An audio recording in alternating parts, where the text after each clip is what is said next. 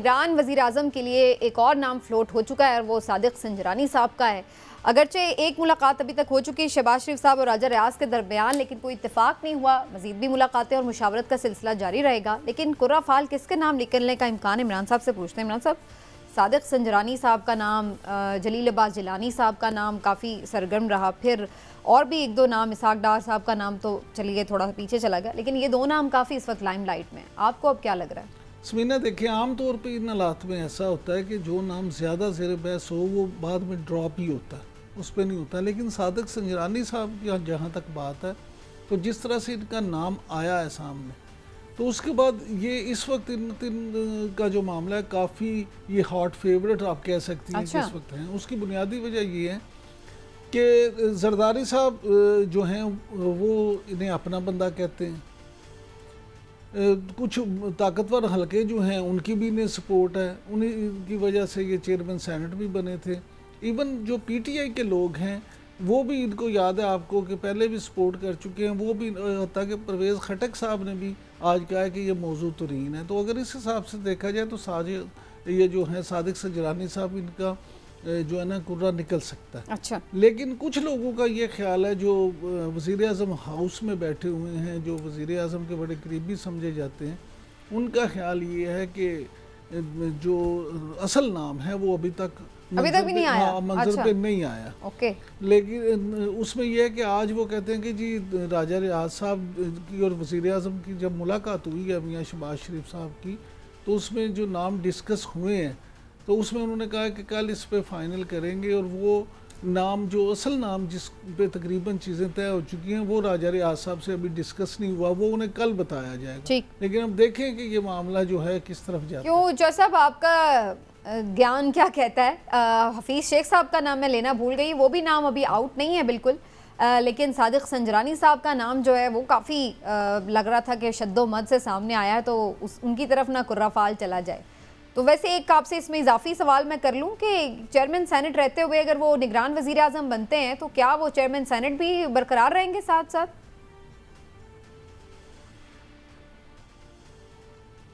نہیں، chairman senate سے تو شاید ان کو ریزائن کرنا پڑے گا، کیونکہ وزیر اعظم اور چیئرمین سینٹ دونوں کی جو سلاٹس وہ نہیں رکھ سکتے ہیں اپنے پاس آئینی اور قانونی طور پہ، تو ان کو ایک عہدہ جو ہے وہ رکھنا پڑے گا۔ تو یہ تو ہو گیا نا قانونی۔ ابھی دیکھیے بہت سارے نام جو ابھی آپ بھی لے رہے ہیں، یہ اس وقت بہت سیکریسی رکھی گئی ہے۔ ایون جو سینئر رہنما ہیں نون لیگ کے، پیپلز پارٹی کے، ان کو بھی یہ معلوم نہیں ہے کہ کون سا نام آ رہا ہے۔ کل کا انتہا دیا ہے سابق وزیر اعظم شہباز شریف صاحب نے کہ کل وہ اس کو فائنل کریں گے۔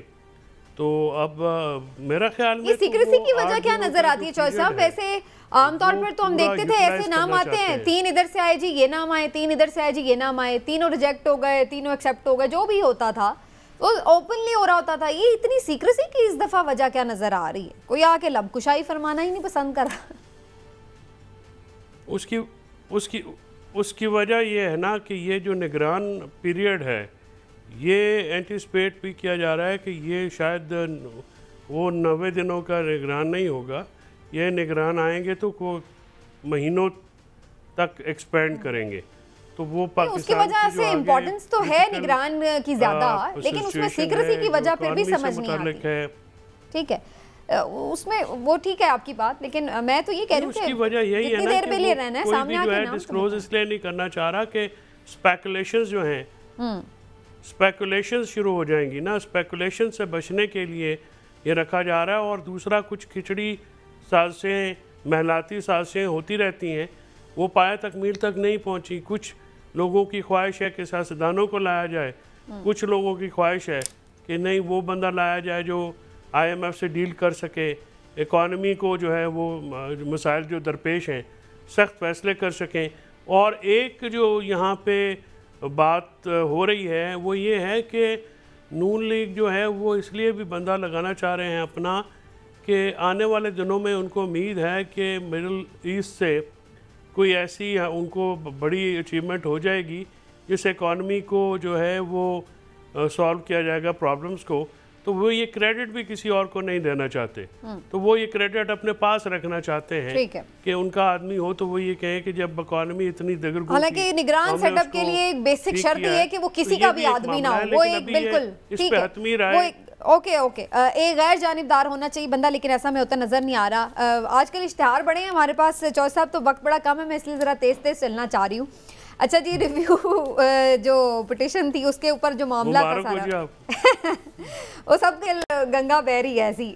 بہرحال سپریم کورٹ میں review of order and judgment جو ہے اس کے اوپر آ گیا ہے فیصلہ، تو عمران صاحب وہ کالعدم قرار دے دیا گیا ہے۔ بہت سارے لوگ اس پہ بڑی بات کر رہے ہیں کہ جی نواز شریف صاحب کی جو نااہلی ہے وہ ختم نہیں ہو سکے گی، اور حکومت کا موقف یہ ہے جو اعظم نذیر تارڑ صاحب بھی بیان کر رہے ہیں کہ اس کو تو فرق ہی نہیں پڑتا، کیونکہ الیکشن ایکٹ میں ترمیم کر کے پہلے ہی نااہلی کی مدت جو ہے وہ 5 سال متعین کر دی گئی ہے۔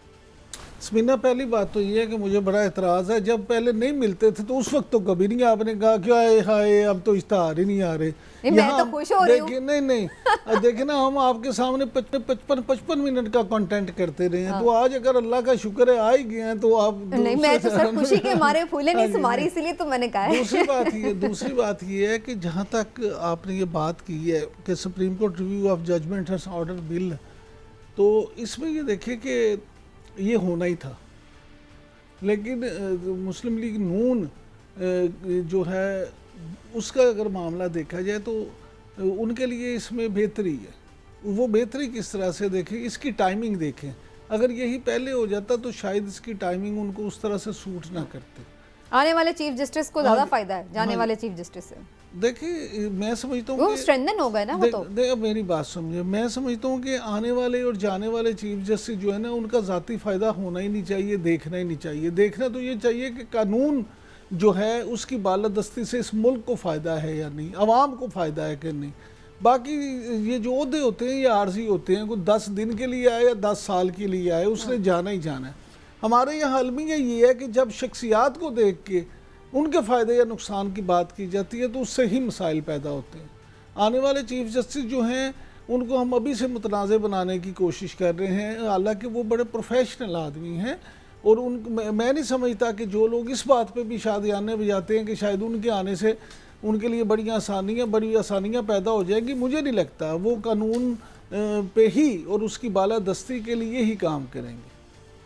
چوہدری صاحب، آپ کی قانونی رائے کیا ہے؟ یہ ایک بہتر فیصلہ ہے، کیونکہ مجھے یاد ہے جب یہ بات سارا ایکٹ پہ قانون سازی ہوئی تھی تو آپ اس بات پہ تو اتفاق کر رہے تھے کہ جو ترامیم ہے وہ اچھی ترامیم ہے، چیف جسٹس کی بجائے 3 رکنی کمیٹی سو موٹو لے، بینچ تشکیل دے، اسی طرح ریویو پٹیشن جو ہے اس کی بجائے اگر اپیل کا حق مل جائے تو یہ بھی ایک ایسی بات نہیں ہے کہ جس کے اوپر کوئی بہت کوشچن کیا جائے۔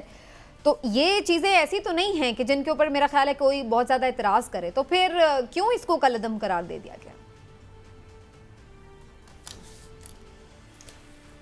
دیکھیے، پاکستان کا جو آئین ہے وہ تحریری آئین ہے، اور اسی تحریری آئین میں پارلیمنٹ کے اوپر بھی جو کچھ قدغن ہے وہ دوسرے اداروں میں مداخلت نہیں کر سکتے۔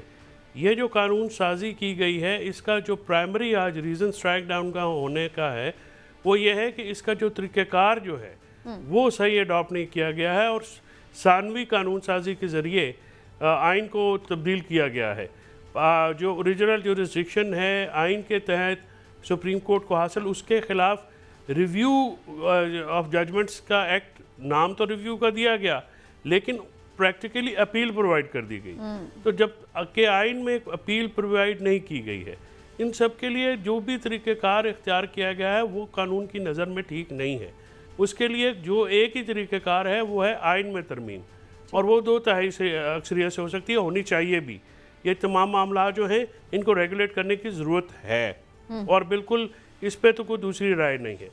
دوسری بات یہ ہے کہ اس پہ آپ نے جو نظر ثانی اور اپیل کا فرق یہ ہوتا ہے کہ جو ریویو جو ہوتا ہے اس کا سکوپ بڑی لمیٹڈ ہوتی ہے، اور تقریباً جو اگر آپ فیکٹس اینڈ فگرز میں جائیں تو 98% 99% جو ریویوز ہیں وہ خارج ہو جاتے ہیں۔ ان کو ایک شاذ و نادر کوئی ریویو ہوتا ہے جس کو ایکسیپٹ کیا جاتا ہے، تو اسی لیے وہی وکیل رکھا جاتا ہے اور وہی ججز رکھے جاتے ہیں۔ اور یہ کوئی آج کی جورسپروڈنس نہیں ہے، یہ پاکستان بننے کے بعد سے آج جو ججمنٹ ہے اس میں 1956 کے آئین کا بھی ہسٹوریکل انالیسز ہے، 62 کے بھی اور 73 کے بھی، اس پیرائے میں اس کو دیکھیں۔ اور دوسری بات یہ ہے کہ اگر آپ اس طرح سے 184(3) کا ریٹروسپیکٹو آپ یہ کہہ رہے ہیں کہ جو اس کے تحت فیصلے ہوئے ہیں تو پھر تو پرسن اسپیسیفک ہے. یہ بات جو ہے استدلال ہے سابق وفاقی وزیر قانون اعظم نذیر تارڑ صاحب کا، میں ان سے اتفاق نہیں کرتا. یہ معاملہ کیا ہی نواز شریف صاحب کی جو تاحیات اہلی ہے اس کو دور کرنے کے لیے پرسن اسپیسیفک کیا گیا.